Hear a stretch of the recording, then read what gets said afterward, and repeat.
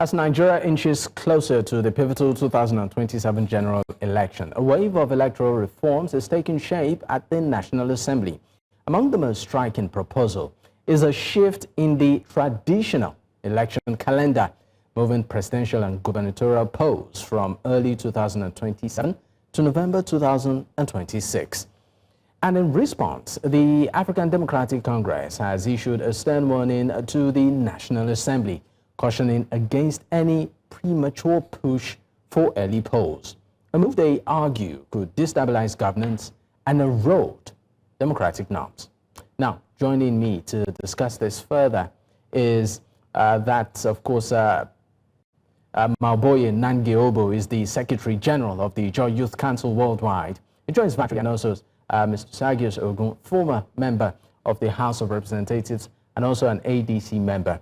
Gentlemen, thank you for your time. All right, let me start with you. As a member of the APC, Mr. Ogun, this move or this proposal by the, Assembly, which of course is still at proposal stage, saying that maybe this elections be moved, to 2026 for uniformity and also to ensure that all of the, legal hurdles right now, is sort of sorted out before the swearing in. This proposal has quite a couple of, reasons or objectives for this. But as a member of the ADC, your party is saying this might just erode democratic values. Where do you stand as a member?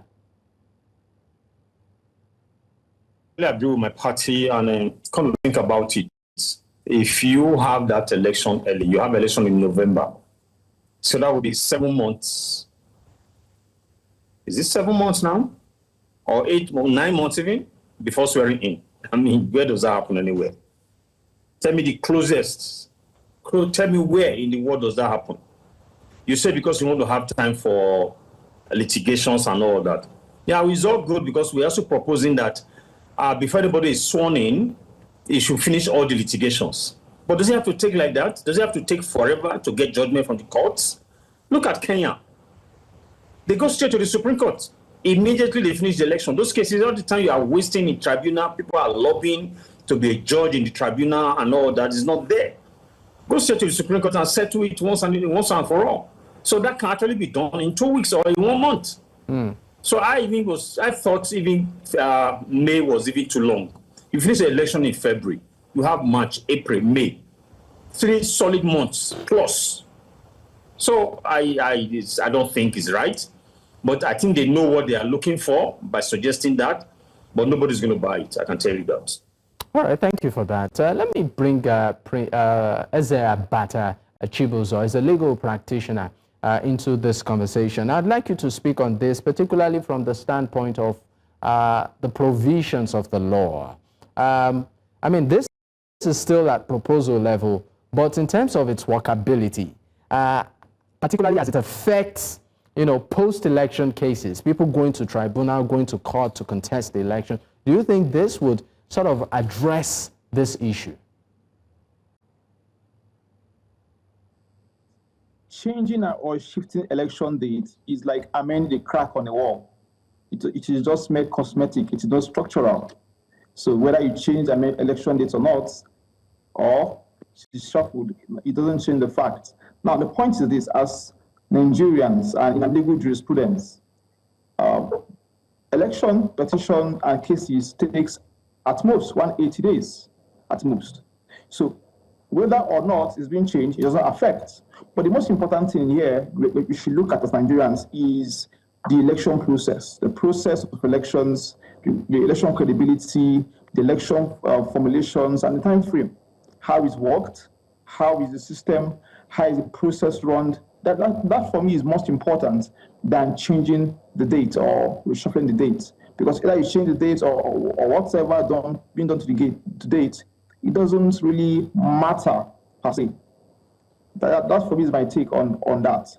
Okay, let me also take that of Maobuoye Nangi Obu. Maobuoye, I know we've had different conversations, on this platform, particularly as regards the quality of elections. But this proposal right now, do you think, do you see a major impact this having on the quality of the polls that we would be conducting as a nation?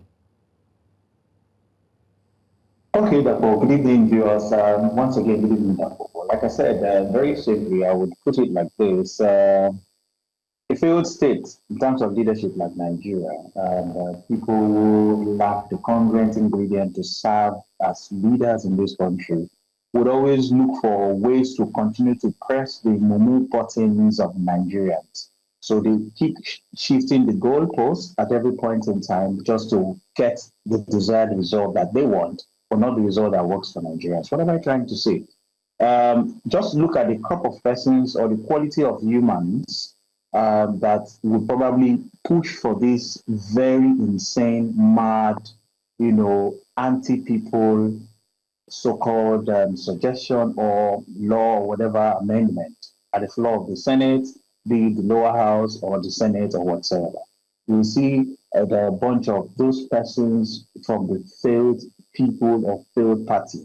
They are looking for ways. Look at what they've done to the governor of Bayelsa State. What is he looking for example? It's my governor. It's my governor because by virtue of the position I hold, that is my direct governor.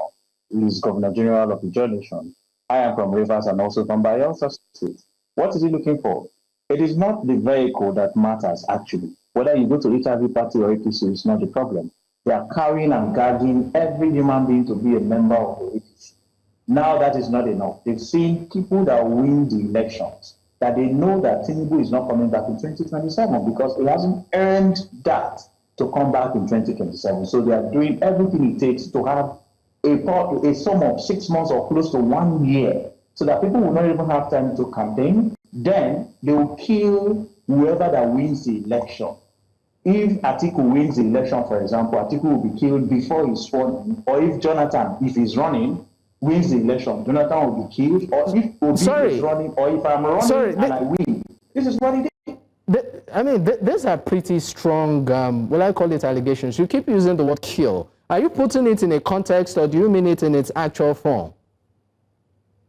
See, now Nigeria we dey. Why are we always trying to, come up with, trying to marshal an impeccable diction when we know that these people are playing crude politics?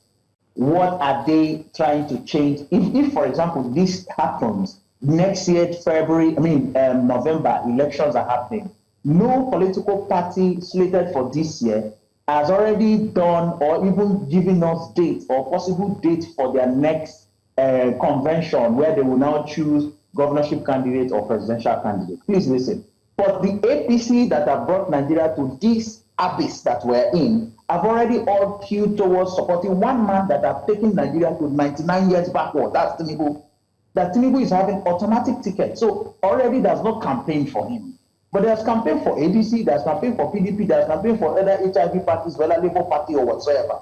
And right now, up till December, no party has announced that they are having a presidential convention where they will choose their candidate or their governorship or whatsoever. So meaning it's going to happen sometime March or April next year. And in November, you want to conduct election. How many months do these people have to move around, traverse through this Obodo Nigeria to campaign and get people to begin to vote for them?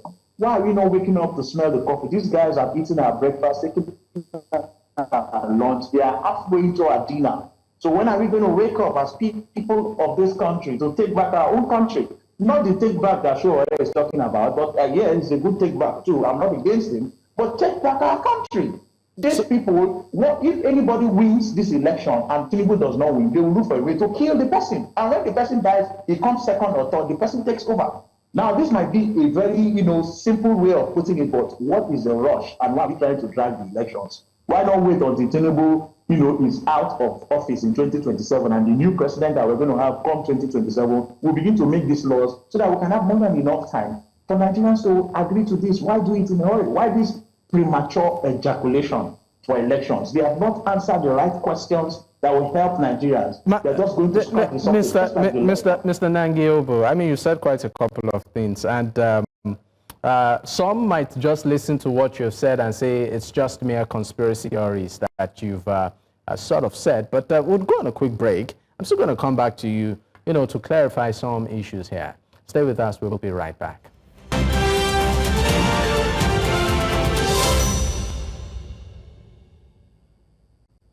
You're still watching Politics HQ on News Central Television. I still have my guest with me. Ezeabata Chibuzor is a legal practitioner. I also have, of course, Maobuoye Nangi Obu. He is the Secretary General of the Ijaw Youth Council Worldwide, and Sergius Ogun, the former member of the House of Representatives and also a member of the ADC. Gentlemen, thank you for staying with me. All right, let me come to you, Mr. Ogun. Mr. Ogun, let's talk about reforms, electoral reforms, in general.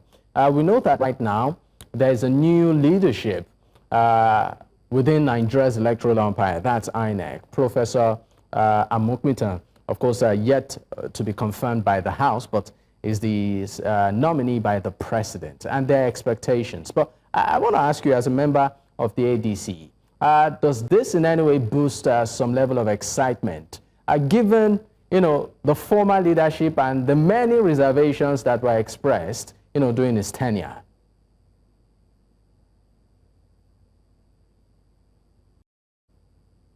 The nominee, but I keep saying the Council of State were there, and if the governors endorse him, I'm not saying it's who yet, because you see have to go to Senate for screening. So the governors will not have any rights to complain that you have an INEC chairman that was brought by the president that will manipulate elections against them. So it's still going to go to the Senate anyway, and we hope the Senate will do due diligence. But let me tell you something for free today. The next election will not be determined by INEC, by the security, neither will it be determined by the courts. Take that to the bank today. So what will determine it? The people, you and I, will determine it. Okay. I can tell you that today, write it down today. Not INEC. So we really don't care. We don't care if they like put a headless human being there. It's not INEC that will determine it. It's not going to be the security. But neither will it be the judiciary. I'm sorry to interrupt you. It has always been the people at the end of the day who come out to vote. No, not true. It's always been the people. The 2023 election was not determined by the people. How can Nigeria spend so much for a server, and you tell us there were glitches that did not affect the House of Rep election, did not affect the Senate election, but affected only the presidential election. And today there has been no audit of that system, and we are going into another election. But just to add, even the electoral amendment that they are talking about, you cannot have election in November, because the electoral act clearly says that 1 year, any amendment must be done 1 year before the next election. So if you want to do it in November, which means they are going to pass it now, send it to the president, who will assign to it all in this month, and maybe, all within this month. So it's not going to work. But in any case, I just told you now, the next election will not be determined by INEC. So irrespective of who the president puts there, it's not going to matter. So you are saying categorically, that this next election, there might just be a major paradigm shift? Absolutely. All right. You see, when you touch people the wrong way, that's what people don't understand. When you touch a certain group of people the wrong way, you make a mistake, but you fail to realize what happened in 2023 was a major mistake the political elites made, and they will forever regret it. All this crossing you are seeing today, it will amount to nothing in 2027. Because I was about going there, again. But even though I know we'll dwell more on the defections, at the second half of the show, we are seeing a lot of politicians, governors, office holders crossing into the ruling All Progressives Congress, which many would say that's a major victory. So maybe I should direct the same question to Mr. Obu. Mr. Obu, do you agree with some of the things Mr. Ogun has said, particularly the next election being a major paradigm shift?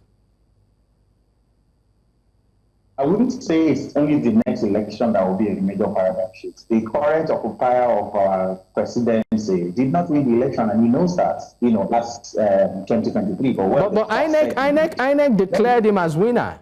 He was declared, and even the courts too also said he won.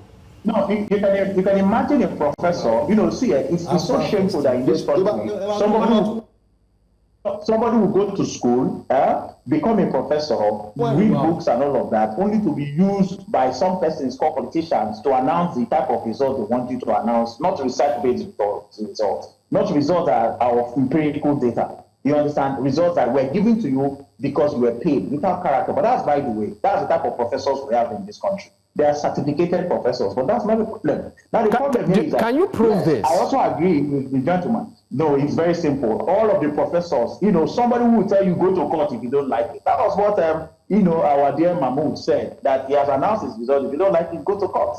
What does that mean? And the courts are there to do what they will do. But let me tell you, there are flip sides to this issue. For example, if they were doing this thing, if it's not geared towards 2027, I also agree that, for example, somebody will just be there and you lose the elections. At the end of the day, you are declared winner and you've occupied, like the case of Rivers State in 2007, where we had Omeya and Amechi. Omeya stayed for like 5 months, and the court stayed in their wisdom and said, Amechi is the governor. And Amechi came, and Omeya left with everything. Nobody checked whether the cars he used or the things he used, he has, achieved what he will achieve as former governor. This is not an attack on Omeya, but I'm just using it as an example, because for me, that's what it is. So such things, is it geared towards arresting such issues, for example? But in this case, these people are only but interested in keeping this man until 2031. So by every means necessary, they will do it. They are guarding all our governors, and only God knows, maybe the governors have stolen so much that they are scared that they will kill them. Otherwise, I don't understand that I mustn't be in your party. After all, the former governor of Rivers State, my dear state, was in his particular party, the only man who has, been in different parties, still in different parties, still did. And everybody is happy with him because he's a political, he has everything, the magic wand to do whatsoever. So you can be in your party and do whatever, and also support the governor or the president. But that you must be in the APC. It's like a cult, like a movement. And this is not even a cult that is answering the questions of Nigerians. This is a cult that has been impoverishing this country, a cult that people should say no to. These people have not answered the problem of this country. Mr. Obu, you, even though I'm trying to avoid getting into the conversation of defections yet, but you seem to be bringing it up. Some will tell you that all of these defections, permutations, and alliances that we are seeing is not peculiar to the APC. We've seen it happen even when the PDP too was in power. This is not new. So, what makes this one different? Maybe I should just give you 30 seconds to respond to that. Defections or the electoral reforms. There is no reforms. The gentleman that is talking there, the former House of Reps member, has said this is the people's election. 2022 was the people's election and it was stolen. We need to devise better means that they will have to kill all Nigerians this time around. So perhaps we have learned that right now, whether that's server or not, will be there. In Rivers State, we saw what happened, where somebody who called himself governor in 2023 moved around the INEC, mutilating results just because he wanted to give results to his paymaster today, and he has now become a minister. So perhaps these defections will be, for example, I'm just wondering, what if I were to be a Toyebi? What do I need to go, to further cause chaos in my party? I don't need a vehicle. Am I contesting to become governor for the third time? No. So what is that thing that is making me move? So understand what is the alliances for. But some people who have been eating, when you chop food, go talk. I'm a German, and some Ijaws who have also handled this position that are moving from one office to the other in Abuja because they are collecting largesse from some people would say it's less, be partner in partnership with the center. So when you be a member of the APC, good things will come. It tells you that the APC is a failed party, because if you're not failed, why would you not administer justice to everybody? Because you're serving Nigeria, but we play politics. There is no time for governance in this country. All right. All this APC and Tinubu is interested in is 2027, and Nigerians are not saying anything. We're dying, we're suffering. All right. Thank you so much. And someone is not interested in coming back as president in 2027. Nangi, I'll come back to you. I know you have a lot to say, but let's go to the barrister. Barrister Chibuzor. One thing that has come up in terms of the conversation around Nigeria's electoral space is the role of the president in the nomination of the leadership of its electoral umpire, being INEC, in this context. I would like you to speak from the angle of the law, right? yes, the president has a role to play, but do you think that it's time that this particular caveat be reviewed?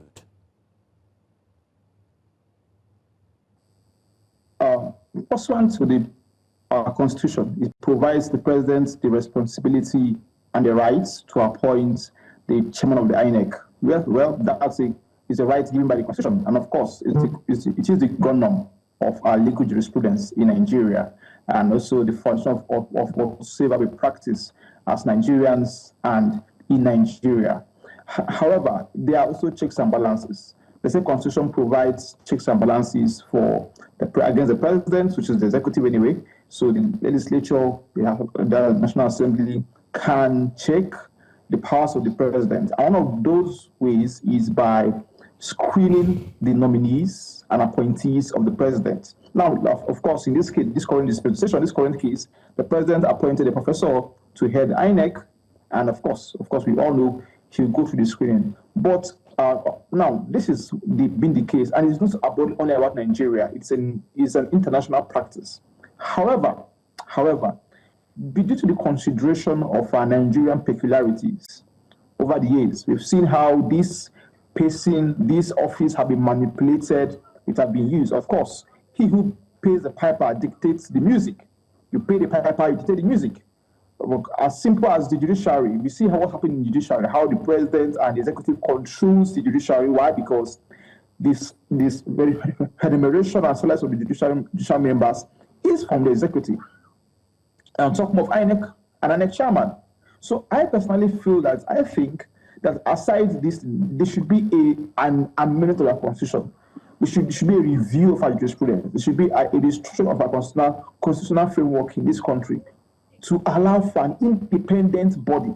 I think personally, INEC should be a more independent body that should look into elections, elect for itself its chairman, appoint for itself its chairman. For me personally, yes, that should be workable, because we've seen over the years how this person, the person of the INEC chairman, have been used previous times to ensure, of course, like my co-guest say, how do they go to courts. Why would he say that? Boldly. Of course, he knows that, of course, he who plays the piper dictates the music. So go to court, nothing will happen. Come on, nothing will happen. He's sure that the piper that plays the but sorry to come in here. Barrister Chibuzor. Yes. Now, you use the phrase go to court because we need to go on a break. I want to put this to you directly. Do you think that over the years, the court, in its role in all of this, do you think the court has really been helpful, been fair, in really trying to help resolve many of these electoral matters? Has the court really played its role as it should be? Okay, all right. You see, why the law is very interesting is because the law doesn't work in a vacuum. The law doesn't work in a vacuum. The law comes with substance. So when you put something into the law, you look at getting something in return. But in a situation where you know the facts, you know the law, this is the law, this is the law provision. I think we, of course, seem to have lost connection with Barrister Chibuzor. We'll go on a quick break. When we return, we will be switching gears in terms of the conversation slightly to the girl of defection within opposition parties. Stay with us, we'll be right back.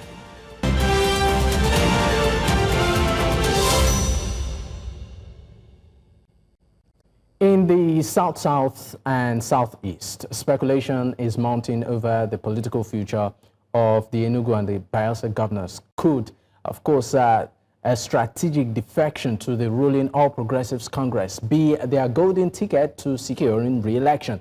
Or could it backfire in regions where party loyalty runs deep? There seems to be the pivotal questions there. Well, I still have my guest with me. I have a Barrister Ezeabata Chibuzor, is of course a legal practitioner. Maobuoye Nangi Obu is also the Secretary General of the Ijaw Youth Council Worldwide, and Sergius Ogun, a former member of the House of Representatives and also a member of the ADC. Gentlemen, thank you for staying with me. Let me come to you first. Nangi Obu, just today, even though what we understand is that the governor of Bayelsa State, announced his resignation from the PDP. Not a defection, a resignation from the party. But this, of course, is less than 24 hours when we saw the Enugu state governor defect from, the PDP to the APC. And just over the months, too, we've seen the same thing happen in Delta State, amongst other states. Some would even say right now it appears like the South-South seems to be tilting from a party that was once prevalent there to the party in government. I would like your reaction to this. Very simply, I would say there's no one size fits all thing there. I'm not interested in any party. I'm not interested in their PDP because it doesn't answer the question in the South-South. I'm not also interested in their APC or whatsoever. The point is this. What is the reason why I'm changing vehicle? Why am I changing vehicle? If I'm doing well, if Toledo is not doing well, if he thinks he has been doing well as governor of Bayelsa State, what is he going to gain being in the APC today? Because it is defective. Forget about the resignation. They have matching orders. These are people that have been romanticizing with the APC for the past months because they've been put a gag on. They are being gagged and cowed by these parties and Abuja. And I don't know why these governors are pandering to this gagging and cowing. So they have been romanticizing, not just having conviviality, they've been romanticizing with the APC.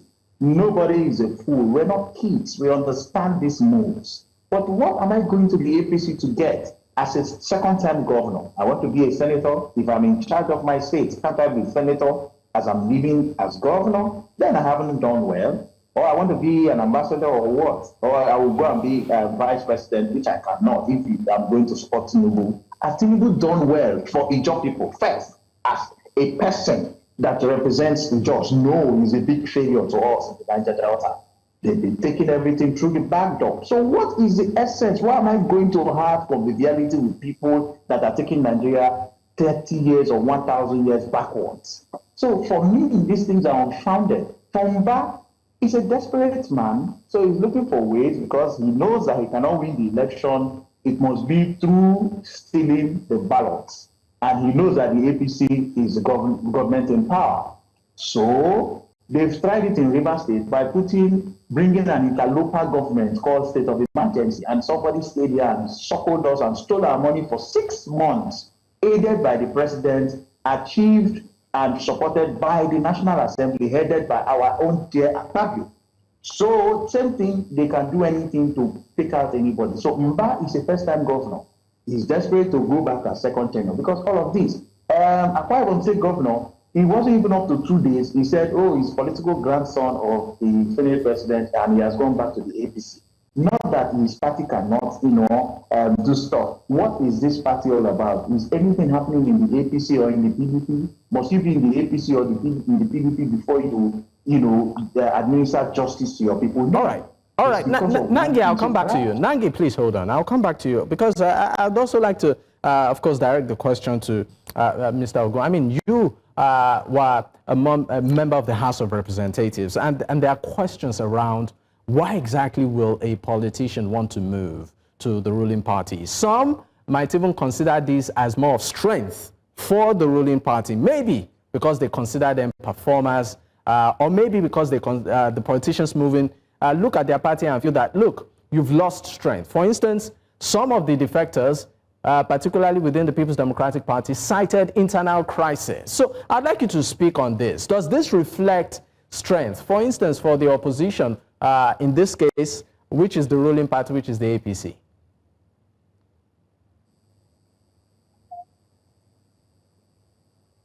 Guaranteed. Of course, there are negotiations usually before this defection. So some people want to move because they have been guaranteed that they will get tickets, and they probably would have been told we are government in power, we will write the result and nothing will happen. If you are not so sure of yourself, of course you will move. And other instances is also a case of the party also is not settled.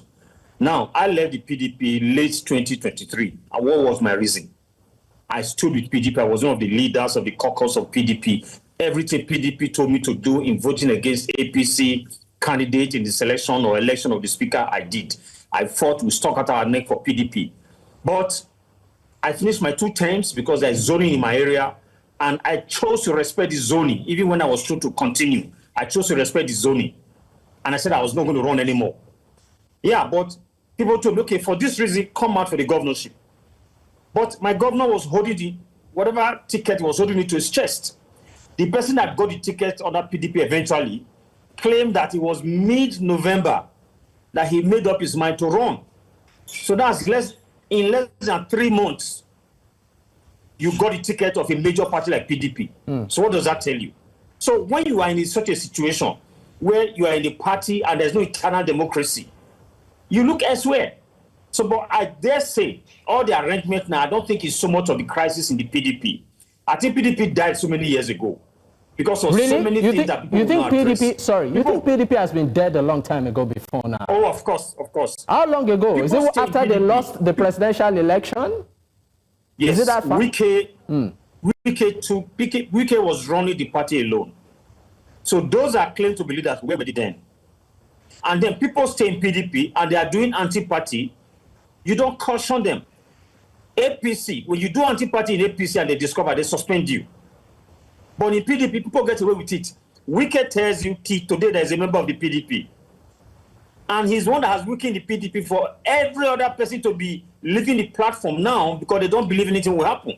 And I can also tell you here for free, as long as Wike remains in PDP and has all the powers that he has right now, nothing will happen in PDP before 2027. PDP is dead. Take that from me. It's dead. So if there's internal democracy, some of these things will probably not happen. But you don't have internal democracy in the political parties.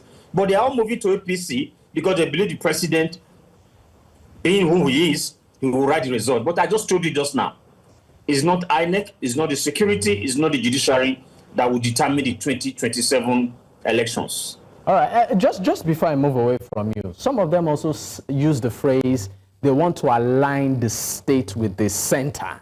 You know, as a politician, what does that infer? When you see, you have to give reasons. They're just trying to give reasons. But I don't know, because the governor of Bayelsa is my very good friend. We're in the house together and we are still good friends. You know, they just bought a plane. Is it a plane or 2 planes? And usually, most people know this. When we are doing such international transactions, there's an opportunity for governors to move money out. Maybe they showed him the books that something has happened. I don't know, because he was one of those that I could see or knew that was fighting for PDP. You know, he had even had an issue with Wike when Wike was talking about how he helped him and all that. And he also showed the video of Wike where Wike came to beg him to support him in the convention for him to be elected as a PDP candidate in 2022. So he was one of those that withstood Wike. If he was going to go to APC, what happened in the last few weeks? So I think there is a bird in my place. They call it Idu. The bird dances standing on the ground. So they say the music that makes the bird to dance is from the ground. So maybe there is something they have showed him to say, look, when you leave office, we'll be waiting for you. And he panicked. I don't know, I'm just speculating. But like his predecessor in office said, you are a second-term governor. So why would you want to leave your party now to go to a party? All right. You didn't align the party with the center for how many years? It's only less than 2 years, less than 17 months of the election that you know to align the party with the center. We are not kids now. We were not born yesterday. Come on, give me a break. All right, let me leave you for a moment. I'd bring, of course, the lawyer, the barrister into this conversation. Now, we know that there is a caveat within the law concerning defection. Maybe you might just want to give us clarity to it, that if you defect or you leave a certain political party, particularly, you know, if you're a member of the House of Legislative, for instance, you are within that realm. If you leave a political party before the expiration of your term, you lose your seat, or it should be declared vacant. But it looks like these politicians don't even take that into cognizance. We are just seeing defections happen, and they are continuing their term, as if that caveat does not exist. Are Nigerians missing something here? All right, so now, when you look at the recent defects are happening, right? The transfer is in the governorship level.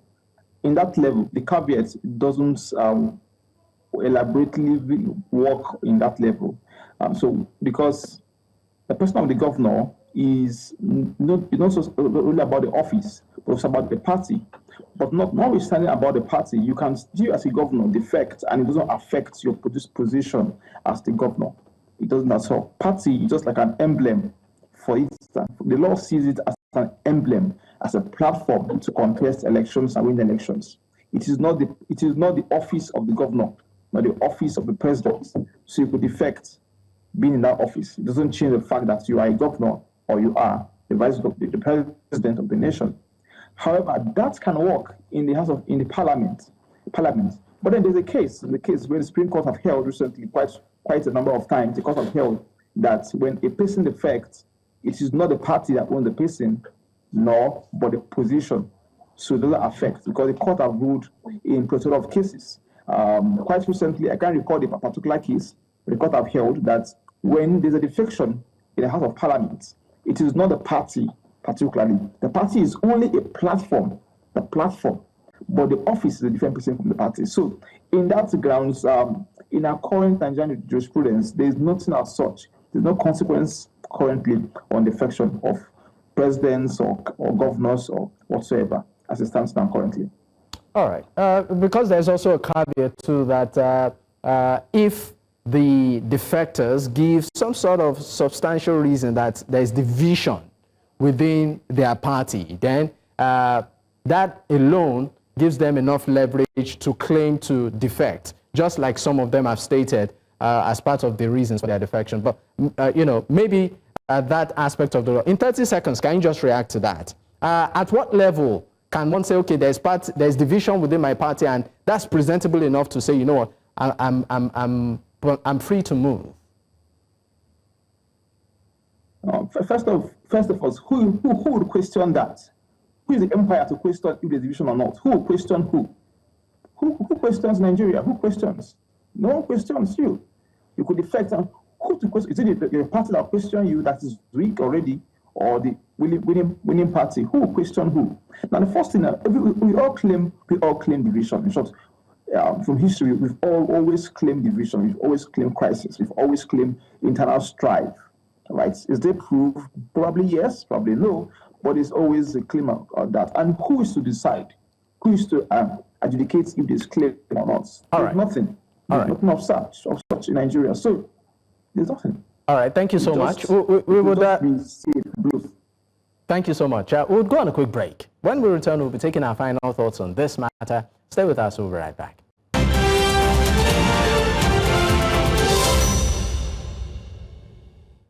Many thanks for staying with us. It's still Politics HQ on News Central Television, and we're looking at the gale of defections, particularly within opposition parties to the ruling All Progressives Congress. I still have my guest with me. Before I let you go, finally, and I'm coming to you right now, Mr. Ogun, there are concerns as regards this defection. Now, we know that people are moving to the APC. But there are also defections into your party, which is the ADC. And some notable names that have been associated with your party includes David Mark, Ralph Aregbesola, Rotimi Amici, Nasir El-Rufai, amongst a list of other top politicians. Now, the big question is this. There's also the issue of political ego, right? And crisis, managing interest. How do you think this can play out successfully within these parties, that we have these heavyweights, which many believe are particularly after their personal interest against the collective good? I think the people in ADC right now have come because they believe there's need to rescue this country from these very desperate politicians. That is why when people initially said, these are old men, they are not running for office today. They just want to manage the party. And if you say they are old men, I've said this on this program before, is Tinubu a young man? If you have a group of young men, if you had a group of young men come together during the unveiling of ADC, people would have said, these are hungry young men, they'll give them money now, they'll go home. How much money are you going to bribe David Mark with? He has been a billionaire for so many years right now. Not talk about Ralph Aregbesola. And look at the entire NWC members. So yes, the party is ready to rescue this country. And I heard somebody said earlier that nobody has been moving to ADC. There are senators moving to ADC, House of Rep members moving to ADC. And it's just the beginning. By the end of the year, early next year, you will see governors moving to ADC. But that's not even the issue. That's not the issue. I don't want to lay too much emphasis on that. Because in the last election, APC lost 12 states where they had governors to the opposition. 12 states. So it's not an issue. I have told you the next election is going to be the people versus the government. And the people will win. And I repeat again, go mark this. It's not INEC, it's not the security, neither will it be the judiciary that will determine the 2027 election. It's all game set and match. 2027 will be determined by the people. And these people moving out or defecting will not have a say because they are all negotiating their future. What about the people? All the energy you are putting in campaigning, despite Section 94 sub 1 of the Electoral Act 2022, clearly states there you cannot campaign openly 150 days before an election. These guys are moving around wearing party paraphernalia everywhere. Is that not campaigning? These are lawless people desperate to just grab power. They don't care about Nigerians. And that's what the people already know. And that's what we will put out.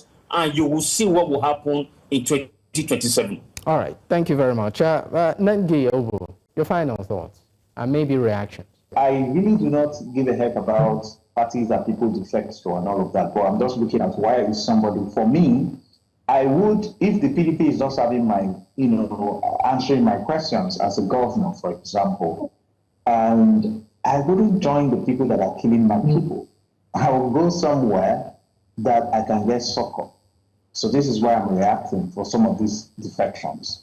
But like the former House of Reps members said, and that was what I said earlier, it could be that they've opened one book for some of these guys to see that, oh, this is what we've done. So they have something on them that we don't know.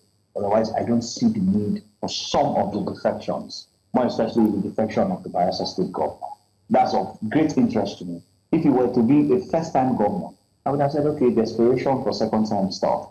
So, but that's for the defection. But well, he's at liberty to do what he wants to do. But is it in the interest of Bayelsa? So he needs to also let us understand that this is happening because it will bring more money, more projects, more stuff to Bayelsa. And if until he goes to APC, that's when more things will come to Bayelsa, then it confirms that Nigeria is run by gangs of failed politicians that do not have, they are not qualified to lead this country. Otherwise, if you're a president and a governor, the time for campaigns are past. This is its era for governance. And you should be able to administer justice to the people, irrespective of the party they belong to. So it mustn't be until I join the APC before you begin to do right, if you're supposed to do right, to Rivers people or to Bayelsa or to Akwa Ibom people.